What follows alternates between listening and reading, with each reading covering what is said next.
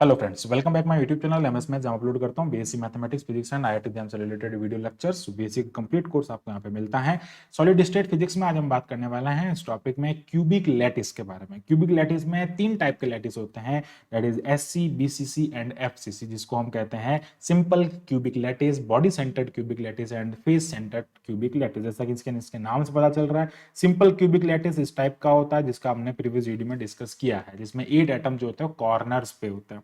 Body centre में एक centre में एटम होता है जिसके बारे में इस वीडियो में डिस्कस करने वाला है। फेस सेंटर जिसको एफसीसी कहते हैं, जिसमें फेस पे भी एटम प्रेजेंट होते हैं। इस वीडियो के बारे में, इस टॉपिक के बारे में हम नेक्स्ट वीडियो में डिस्कस करेंगे। In this video we will discuss only and only body centred cubic lattice. All are the like points like will discuss about in this video. Okay, so बात करते हैं यहाँ पे इस वीडियो में BCC या फिर जिसको हम कहते हैं बॉडी सेंटर्ड लैटिस। अब इसमें होता क्या है body center? There are 8 atom placed in the corner of the cube. Cube के कॉर्नर पे यहाँ पे 8 एटम्स प्रेजेंट होते हैं। ठीक है, फिर बात करते हैं 1 atom placed in the centre of the unit cell. Unit cell के जस्ट सेंटर में एक कंप्लीट एटम यहाँ पे प्रेजेंट होता है।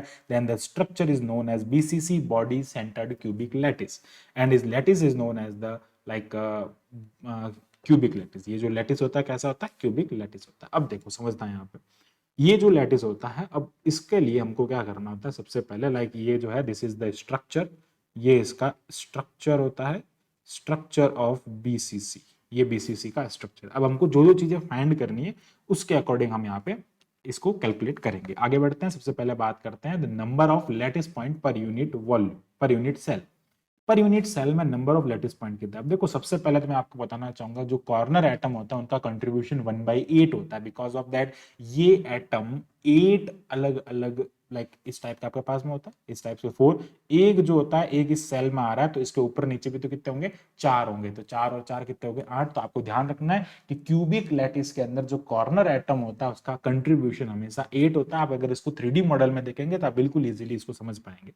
ठीक है, क्योंकि 1/8 पार्ट ही इस क्रिस्टल का, बाकी जो पूरा है वो अलग अलग क्रिस्टल मिलके बन रहे हैं। ठीक है, अब अगर हम बात करें यहाँ पे इसके लिए नंबर ऑफ लैटिस पॉइंट के बारे में, तो n इज इक्वल टू क्या हो जाएगा? 8 into sorry contribution into number of atom, कितने? 8 है, प्लस एक कंप्लीट एटम यहाँ पे प्रेजेंट है। इट मींस ये कितना हो जाएगा? यहाँ पे 1 + 1 2 हो जाएगा, यानी कि इसके अंदर 2 एटम्स प्रेजेंट है, वो भी कंप्लीटली 2 एटम। ठीक है, कंप्लीट इस पूरे के अंदर जो कंप्लीट 2 एटम है यहाँ पे, इस पूरे की अगर मैं बात करूं तो 2 एटम्स इस पूरे के अंदर कंप्लीट है। एक तो पूरा कंप्लीट हो गया और एक 1/8 जो कि 8 है, तो 1/8 इंटू 8 कितना हो जाएगा? 1 हो जाएगा। आगे बढ़ते हैं, volume of conventional unit cell होता है। अब इसका मतलब क्या होता है कि हमारे पास में क्यूब है, तो भैया क्यूब का क्या हो जाएगा? ए क्यूब हो जाएगा। अगर मैं इसकी साइड, ये वाली जो साइड है, इस साइड को मैं यहाँ पे ए कंसिडर कर देता हूं, तो ये ए क्यूब हो जाएगा। अब volume of unit cell, that is the like total volume, ये क्या होता है? इसके लिए टोटल वॉल्यूम होता है, ये क्या हो जाएगा? a³/2 होता है। अब कैसे हुआ a³/2? इसका फॉर्मूला होता है भैया conventional unit volume upon number of atom. Conventional unit cell का वॉल्यूम और उसके अपॉन में क्या करना? उसका नंबर ऑफ एटम, जिसको हम लैटिस पॉइंट भी कहते हैं। नाउ बात करते हैं relation between the radius, atomic radius and lattice constant A, जिसको हम कहते हैं लैटिस कांस्टेंट। लाइक जो इसकी साइड है ना, जो कि हमने उसको कंसीडर किया साइड, उसको हम लैटिस कांस्टेंट यहाँ पे कहते हैं। ठीक है, अब होता क्या है इसके अंदर? देखो, जो क्यूबिक लैटिस है इसमें आपको पता होगा सारे जो होता है एंगल जो होता है 90 डिग्री अब होते हैं, क्योंकि इसकी जो प्रॉपर्टी होती है उसमें क्या होता है? सारे एंगल 90 डिग्री होते हैं। एक्चुअली अगर इस क्यूबिक लैटिस की बात करें तो ये ए वेक्टर है, ये भी ए वेक्टर होता है, ये भी ए वेक्टर होता है। मतलब इसमें A is equals to B is equals to C होता है। दूसरा इसमें क्या होता है? Alpha is equals to beta is equals to gamma, जो होता है सारे 90 डिग्री होता है। तो ये क्या बनाता है? एक क्यूबिक स्ट्रक्चर बनाता है। आगे बढ़ते हैं, इसमें हम यहाँ पे देखते हैं लैटिस कांस्टेंट एंड रेडियस के बीच की रिलेशन के बारे में। ये इसका सेंटर हो जाएगा, यहाँ पे ये इनके सेंटर हो जाएंगे। अगर हम इनके सेंटर से सारे की सबकी रेडियस अगर मैं आर लेता हूं, तो यार इस पूरे, इसकी रेडियस आर है, ये भी आर है, ये भी आर है और ये भी आर है। सो नाउ अगर मैं यहाँ से देखूं कि ये जो कंप्लीट जो साइड होगी ना, यहाँ से यहाँ तक की, इस कंप्लीट साइड का जो हमारे को लेंथ मिलेगा, वो लेंथ कितना हो जाएगा भैया? 4r हो जाएगा। ये 2r और ये r + r कितना हो जाएगा? 4r हो जाएगा। और यहां से ये वाला जो लेंथ मिलेगा मुझे क्या मिलेगा? r मिलेगा। अब देखो हमारा एम क्या है? हमारा एम है यहाँ पे रेडियस और a के बीच में वैल्यू फाइंड करना। तो उसके लिए हमको क्या चाहिएगा भैया? ये वैल्यू निकालने के लिए हमको ये वाला वैल्यू चाहिएगा। ये वैल्यू हमको नहीं पता है। अब देखो ये आप ऐसे समझना, मैं यहाँ पे एक और डायग्राम बना देता हूँ, यहीं पे देखना ध्यान से, ठीक है। एक और क्यूब बना देता हूँ, यहाँ पे क्यूब को ड्रॉ कर देते हैं। इस क्यूब को आप अगर देखेंगे तो यार यहाँ पे एटम प्रेजेंट है, यहाँ पे एटम प्रेजेंट है, और ये एटम प्रेजेंट है। ये आप देख रहे हैं बॉटम में, यहाँ देख रहे हैं इसके जस्ट बॉटम में, ठीक है। बॉटम वाला जो पार्ट है उसमें देखेंगे। तो अगर मैं इसको यहाँ से मिलाऊंगा तो ये वाली साइड हमारे लिए ए है, और ये वाली साइड भी ए है, और ये वाला एंगल जो है वो 90 डिग्री एंगल है। तो जब हम इस रेक्टेंगल में पाइथागोरस थ्योरम लगाते हैं तो भैया इसको मैं कह देता हूं ए बी एंड ये हो जाएगा सी। तो अगर मैं यहां से ए बी की वैल्यू की बात करता हूं तो A B square is equals to A C square, ये क्या हो जाएगा ए सी स्क्वायर प्लस क्या हो जाएगा B C square. And then ये क्या हो जाएगा, इसको हम लेट कर लेते हैं ए बी का whole square is equals to, यहाँ क्या आ जाएगा ए सी। ए सी कितना है हमारे पास में ए स्क्वायर, और ये भी कितना है हमारे पास में ए स्क्वायर, और ये कितना हो जाएगा 2a स्क्वायर हो जाएगा। तो भैया ए बी का वैल्यू आ जाएगा हमारे पास में ए रूट 2 हो जाएगा, ठीक है। ए स्क्वायर है, रूट करेंगे तो ये आ जाएगा। अब ये वाली वैल्यू हमारे पास में कितनी आ गई, ए रूट 2 आ गई। नाउ हम आगे बात करेंगे, ये वाली वैल्यू हमारे पास में ए रूट 2 है, सो हम आगे डिस्कस कर लेते हैं इसके बारे में। ओके, अब यहां पे अगर हम बात करें इस वाले टॉपिक के बारे में, एक सेकेंड, ठीक है। नाउ हम यहाँ पे क्या करते हैं, इस वाले रिजल्ट का हम यहाँ पे यूज करेंगे और आगे के बारे में बात करेंगे। सो अब यहां से क्या करते हैं हमको क्या करना है, रेडियस और इसके बीच में निकालना है। तो इसको मैं लेट कर देता हूं भैया पी, ठीक है। ये क्या हो जाएगा पी क्यू एंड आर, हमारे पास में पी क्यू हमको मिल गया, ठीक है। अब पी क्यू हमारे पास में है और हमको ये वाली निकालना है। देखो ये तो क्या हो जाएगा ए हो जाएगा, ये एक्चुअली इसकी हाइट है। एक्चुअली आप अगर देखेंगे तो ये ऐसा, अगर मैं आपको बताऊं एक सेकेंड, हाँ ये इस टाइप से, ये यहां से ऐसे है, ये वाला बीच से होते हुए जा रहा है, और ये बीच से होते हुए इस वाले एटम तक पहुंच रहा है। तो ये ऐसे होगा ना, ये ट्रायंगल ऐसे बन रहा है। आप अगर समझने की कोशिश करें तो ये ट्रायंगल इसके अंदर इस टाइप से बनता है। तो नीचे वाला क्या होगा यहाँ पे, अगर हम नीचे वाले की बात करते हैं तो नीचे वाला हमारे पास में यहाँ पे लाइक उसके डायगोनल से होके जाएगा, और जो बीच वाला एटम है ना, ये वाला बीच वाला, आप इसको समझने की कोशिश करें, ये वाला जो है ना वो बीच वाला एटम है। बीच वाले एटम में से होके जा रहा है, मतलब वो क्या जा रहा है ऐसे, लाइक कॉर्नर्स जो है वो ऐसे डायगनली में मिल रहे हैं, ठीक है। डायगनल मिल रहा है, तब ये क्या हो जाएगा ए रूट 2 हो जाएगा, और ये हमारे पास में क्या आ जाएगा, दैट इज लाइक ए। ये तो उसकी हाइट हाइट कह दो या हाइट कह दो या लेंथ कह दो, सब इसमें इक्वल ही होता है।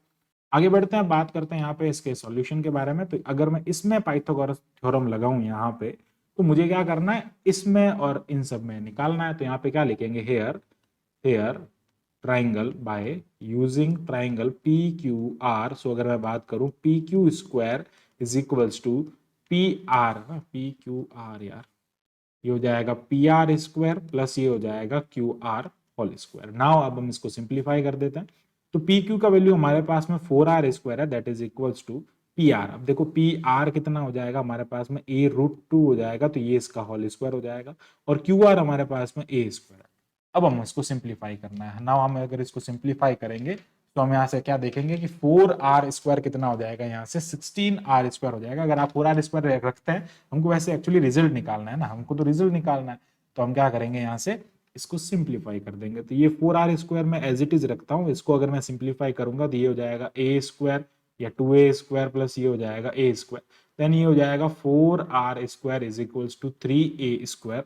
तो यहां से हमको जो रिजल्ट मिलता है 4r जो है that is equals to 3 root into A हो जाएगा। तो r जो मिल रहा है आपको कितना मिल रहा है, रूट 3/4 इंटू ए आपको यहाँ पे इसकी रेडियस मिल रही है, ठीक है। तो ऐसे हम इसकी रेडियस निकालते हैं। बात करते हैं वॉल्यूम ऑफ प्रिमिटिव सेल के बारे में, जिसको हम स्मॉल p से डिनोट, स्मॉल v से डिनोट करते हैं। इसका मतलब होता है कि इसके अंदर कितने एटम है, ठीक है। इसमें एटम्स कितने हैं, लाइक अगर हम बात करें इसमें एटम्स की, तो हम यहाँ पे अगर हाँ इसका वॉल्यूम कैलकुलेट करना चाहते हैं तो यहाँ पे क्या हो जाएगा आपके पास में 2 एटम है इनटू एटम का वॉल्यूम कितना होता है 4/3 pi R square, sorry pi R cube. क्या हो जाएगा पाई आर क्यूब, क्योंकि एटम जो होता है स्फेरिकल शेप के होता है, तो ये हो जाएगा 2 इंटू 4/3 पाई आर। अब अगर आर की बात करूं तो वो कितना है रूट 3/4, रूट 3 अगर हम इसकी बात करें तो ये हो जाएगा रूट 3/4 ए होल क्यूब हो जाएगा, दैट इज इक्वल्स टू ये क्या हो जाएगा 2 इंटू 4/3 इंटू ये क्या हो जाएगा रूट 3, ठीक है। रूट 3 का करेंगे तो 3√3 हो जाएगा, रूट 3 का क्यूब करेंगे तो 3√3 हो जाएगा, रूट 3 तीन बार मल्टीप्लाई होंगे, और नीचे आ जाएगा आपके 4 इंटू 4 इंटू 4, तो एक 4 इससे कट हो गया, एक 4 इससे कट हो जाएगा तो ये 2 हो जाएगा और आगे आ जाएगा यहाँ पे हमारे पास में a क्यूब। तो जब हम इसको सिंप्लीफाई, अच्छा पाई भी साथ में आ जाएगा, ठीक है। तो जब हम इसको सिंप्लीफाई करेंगे तो हमको यहाँ से क्या मिलेगा, अगर हम इसको लिखना चाहते हैं यहाँ पे, एक सेकेंड, हाँ अगर हम इसको लिखेंगे तो ये आ जाएगा हमारे पास में, अच्छा 3 से 3 भी कट हो गया तो ये आ जाएगा √3 पाई ए क्यूब बाई 8 हो जाएगा, ठीक है। ये 4 इंटू 2 यहाँ पे 8 हो जाएगा। तो ये क्या होता है, इसका प्रिमिटिव सेल का वॉल्यूम होता है, ठीक है। या फिर इसको हम कहते हैं एटॉमिक, लाइक इसमें क्या होता है एक्चुअली, इसमें यहाँ पे हम अगर बात करें तो जो वॉल्यूम ऑफ यूनिट सेल है, ठीक है, यूनिट सेल का वॉल्यूम कर दो, प्रिमिटिव सेल का वॉल्यूम कर दो, एक ही बात है। अब बात करते हैं यहाँ पे कोऑर्डिनेट नंबर के बारे में। देखो कोऑर्डिनेट नंबर नहीं होता, कोऑर्डिनेशन, लाइक यहाँ पे ये जो होता है ना, इसको हम कहते हैं कोऑर्डिनेशन नंबर, ठीक है, कोऑर्डिनेशन नंबर। तो कोऑर्डिनेशन नंबर जो है उसके बारे में डिस्कस कर लेते हैं। यहाँ पे कोऑर्डिनेशन का नंबर का मतलब होता है कि नेबरिंग है ना, the number of nearest neighbouring atom is called the coordination number, coordination number, sorry for that. ये क्या हो जाएगा, इसमें कोऑर्डिनेशन नंबर हो जाएगा। तो कोऑर्डिनेशन नंबर का मतलब होता है अगर आप एक एटम को पकड़ते हैं तो उसके नियरेस्ट कितने एटम होते हैं। तो अगर मैं इस एक एटम को देखता हूँ यहाँ से तो उसके नियरेस्ट ये भी है, ये भी है, ये भी है, ये भी है और ये भी है, ठीक है। तो यहाँ से कितने आ जाएंगे आपके पास में, 1 2 3 4 5, एंड कोऑर्डिनेशन नंबर आपको जो मिलेगा यहाँ पे दैट इज लाइक ये हो जाएगा 1 2 3 4 5 6 7 8, यानी कि दो जो होंगे वो अलग होंगे। यहाँ से कितने हो जाएंगे, टोटल एक एटम को पकड़ने पे इसके नियरेस्ट आपको कितने मिलेंगे, 8 मिलेंगे। तो आपको क्या ध्यान रखना है कि BCC जो होता है उसका कोऑर्डिनेशन नंबर जो होता है CN जिसको हम कहते हैं दैट इज 8। कोऑर्डिनेशन नंबर कितना होता है इसके लिए, 8 होता है। आगे बढ़ते हैं, बात करते हैं यहाँ पे कि भाई nearest distance, like nearest distance को हम 2r कहते हैं। देखो r is equals to √3/4 a cube होता है। तो अगर मैं इसके नियरेस्ट डिस्टेंस निकालता हूं जो कि 2r होती है, एक एटम की नियरेस्ट डिस्टेंस 2r कैसे, वो इसका डायगोनल होता है, ठीक है। एक एटम की यहाँ पे कोई है और यहाँ पे कोई पॉइंट है तो इसकी नियरेस्ट डिस्टेंस कितनी हो जाएगी, 2r हो जाएगा। तो 2r का फॉर्मूला क्या हो जाएगा, यहाँ से 2 को इधर भेज दो तो ये कितना हो जाएगा, √3/2 a क्यूब हो जाएगा। ये उसका हो जाएगा नियरेस्ट लाइक डिस्टेंस। अब बात आती है पैकिंग फ्रैक्शन की। पैकिंग फ्रैक्शन इंपॉर्टेंट इसलिए है क्योंकि किसी भी एटम की जो, किसी भी एटम का जो लाइक स्टेबल कंडीशन है, स्टेबलाइजेशन का जो पता लगाते हैं, पैकिंग फ्रैक्शन से पता लगा सकते हैं भाई ये कितना स्टेबल है, ठीक है। इसको परसेंटेज के फॉर्म में फाइंड करता है तो इसका स्टेबलाइजेशन के फॉर्म में हम इसको फाइंड करना चाहें, वो अगर हम यहाँ पे देखें तो यहाँ पे इसका जो मतलब होता है कि the ratio of the volume of atom in the unit cell, यानी कि small v upon capital V का आपको डिवाइड करना है।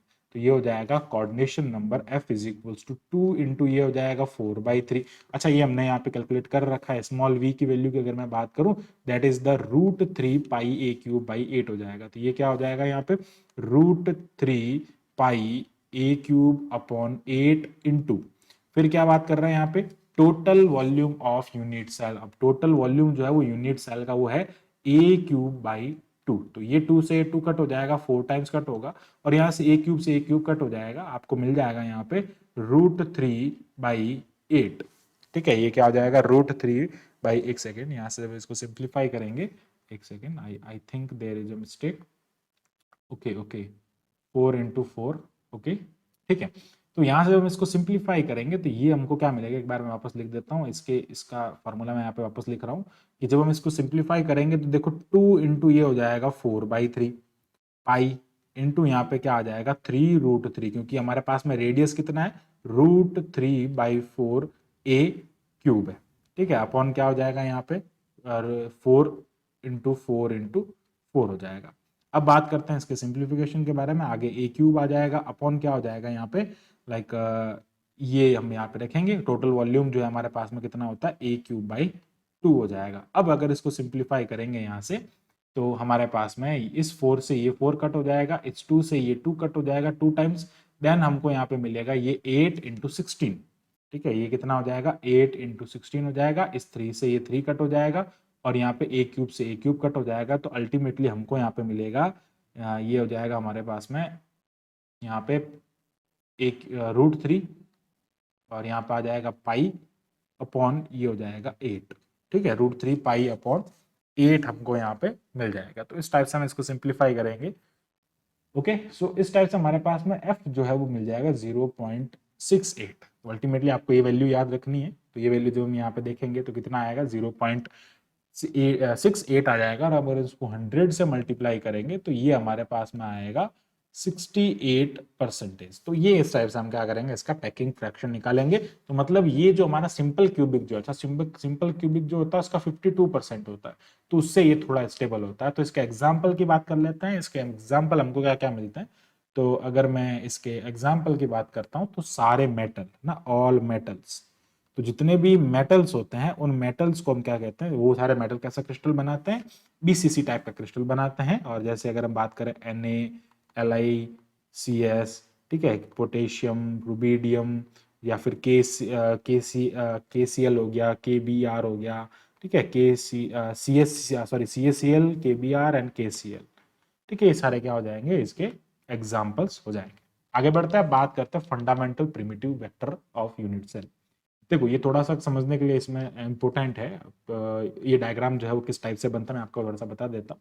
यहाँ से हम ये एक्सिस लेते हैं, ठीक है, इस एक्सिस में क्या करते हैं, यहाँ पे एक प्रिमिटिव सेल बनाते हैं इस टाइप से, और यहाँ पे वापस उसी के जैसा एक और प्रिमिटिव सेल यहाँ पे बनाया जाता है, और एक प्रिमिटिव सेल जो होता है इसके नीचे यहाँ पे हम बनाते हैं। तो इस टाइप से ये डायग्राम बनता है। इसमें ये एक प्रिमिटिव सेल है, ये सेकंड है, ये थर्ड है। अब इनके जितने भी एटम्स है वो सारे एटम हम यहाँ पे लगा देते हैं।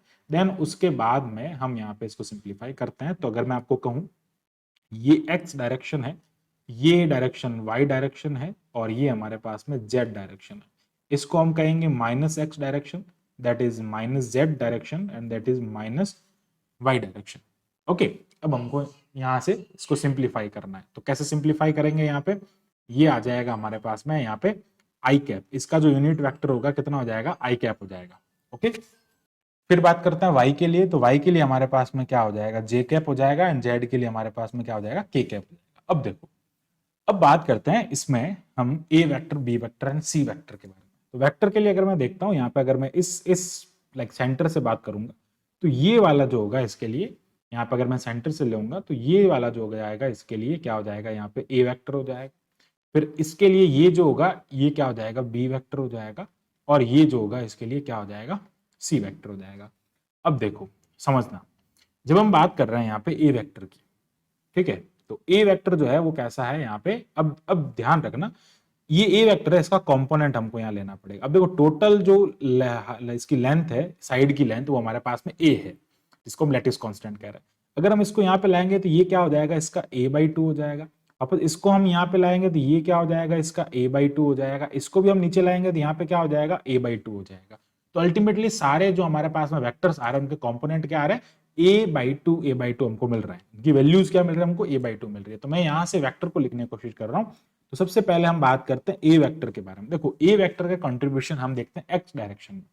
तो एक्स डायरेक्शन हमको क्या मिल रहा है, a/2 मिल रहा है। तो एक्स डायरेक्शन में ये हो गया a/2 आई कैप, प्लस क्या हो जाएगा y डायरेक्शन में, यहाँ पे क्या मिल रहा है, अगर मैं y डायरेक्शन में कंपोनेंट लूंगा इधर तो क्या मिल जाएगा, इधर भी हो जाएगा a/2 j कैप। बट जो ही अगर हम बात करेंगे लाइक z डायरेक्शन में, तो आप देख सकते हैं z डायरेक्शन में किधर जा रहा है, माइनस z की तरफ जा रहा है। तो क्या हो जाएगा यहाँ पे, minus of a/2 k cap हो जाएगा।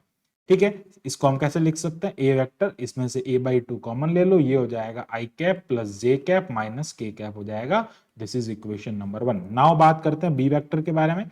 सो बी वेक्टर को देखते हैं, ये बी वेक्टर है, इसमें आप यहाँ पे देखें बी वेक्टर का कंपोनेंट अगर मैं एक्स डायरेक्शन में लूंगा तो किसमें जा रहा है, एक्स डायरेक्शन में हमारे पास में माइनस, देखो ये एक्स डायरेक्शन है और ये किधर जा रहा है, माइनस एक्स की तरफ जा रहा है। तो अगर हम यहाँ पे a/2 आई कैप की बात करेंगे तो वो कैसा होगा, माइनस होगा। तो ये हो जाएगा माइनस a/2 आई कैप, प्लस क्या हो जाएगा यहाँ पे j। अब देखो इसका कंपोनेंट अगर हम यहाँ लेंगे इस वाले में y डायरेक्शन पे, तो कैसा जाएगा, यहाँ पे प्लस y की तरफ जा रहा है।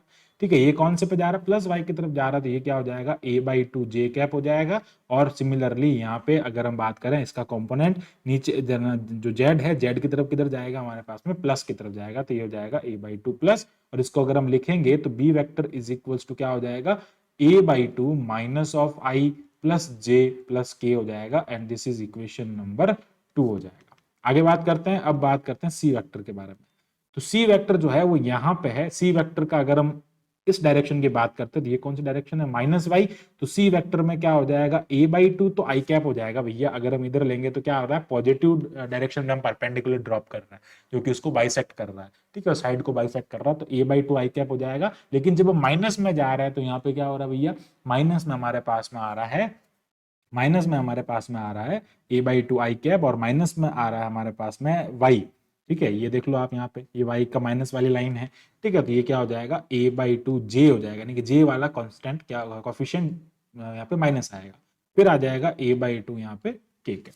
तो अब अगर हम इसको निकालेंगे बाहर, तो अगर कॉमन ले लेंगे ए बाई टू, तो यहाँ से क्या हो जाएगा, आई cap minus J cap plus K cap. ठीक है, तो अब इसके लिए आप एक ट्रिक याद रखें। अब वो ट्रिक क्या है, वो ट्रिक है 3-1-2। 3-1-2 का मतलब क्या हो गया कि ए वेक्टर के लिए थर्ड वाला कौन है, के कैप। ए वेक्टर के लिए के कैप नेगेटिव होगा। बी वेक्टर के लिए वन मतलब ये देखो A B and C vector है। ठीक है, बी वेक्टर के लिए वन मतलब आई वाला नेगेटिव होगा।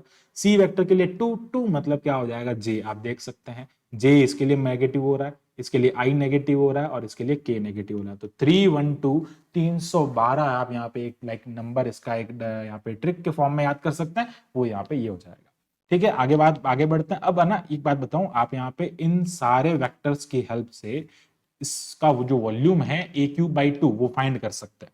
कैसे फाइंड कर सकते हैं, अगर मैं बात करता हूं ए वेक्टर, इसका जो वॉल्यूम होता है ना, A vector dot B vector cross C vector होता है। अब देखो इसका अगर आपको निकालना है तो क्या करेंगे, यहाँ पे लिखेंगे ए बाई टू, ये क्या हो जाएगा, आई cap plus J cap minus के कैप हो जाएगा। इसका डॉट प्रोडक्ट करना है आपका बी के साथ में, तो ये हो जाएगा A by two minus I cap plus J cap plus K cap, और इसका क्रॉस प्रोडक्ट करना है यहाँ पे A by two I cap minus J cap plus K cap के साथ में। तो अब कैसे करेंगे, सबसे पहले आप इनके कॉफिशिएंट्स लोगे यहाँ पे, और यहाँ पे क्या करोगे, डिटर्मिनेंट बनाओगे। जब भी हम यहाँ पे क्रॉस प्रोडक्ट करते हैं तो क्या करते हैं, आई जे एंड के लिखते हैं, कॉफिशिएंट लेते हैं, इसका कॉफिशिएंट लिखेंगे माइनस ए बाई टू हो जाएगा, यहाँ बी वेक्टर के लिए लिखेंगे, यहाँ सी वेक्टर के लिए लिखेंगे। बी वेक्टर के लिए लिखेंगे तो माइनस ए बाई टू, ये ए बाई टू, ये ए बाई टू हो जाएगा। इधर लिखेंगे तो भैया ये आ जाएगा आपके पास में ए बाई टू, ये minus A by to, A by to. इस डिटर्मिनेंट को सॉल्व करेंगे, इसका वैल्यू आ जाएगा, फिर उसको इसके साथ में करेंगे। और हम क्या जानते हैं यहाँ से, मैं आपको वो भी बता देता हूँ कि हमारे पास में आई इंटू आई जे इंटू जे जो होता है, अब देखो मैं आपको बता देता हूँ कि I cap dot I cap, ठीक है, ये देखो यहाँ पे I cap dot I cap is equals to J cap dot J cap is equals to K cap dot K cap, जो होता है वो 1 होता है। Similarly I cap dot J cap, ठीक है, I cap dot J cap is equals to हमारे पास में के होता है, और J cap dot K cap जो होता है वो आई होता है, और के कैप डॉट आई जो होता है वो जे कैप होता है। मतलब ये साइकिल चलता है, यहाँ पे आई होता है, यहाँ पे जे होता है, यहाँ पे के कैप होता है। तो जब इस टाइप से चलते हैं सारे पॉजिटिव होता है, जब ऐसे चलते हैं तो सारे नेगेटिव होते हैं। वेक्टर कैलकुलस का पूरा सिस्टम है, आपको अगर वो अच्छे से क्लियर होगा तो आप इससे पूरा बिल्कुल इजीली कैलकुलेट कर सकते हैं। आई होप आपको ये पूरा टॉपिक जो है अच्छे से क्लियर हो गया होगा। So thanks for watching my video, keep watching MS maths, और फॉर मोर वीडियोस हमारे चैनल को सब्सक्राइब करें। Thank you, bye bye.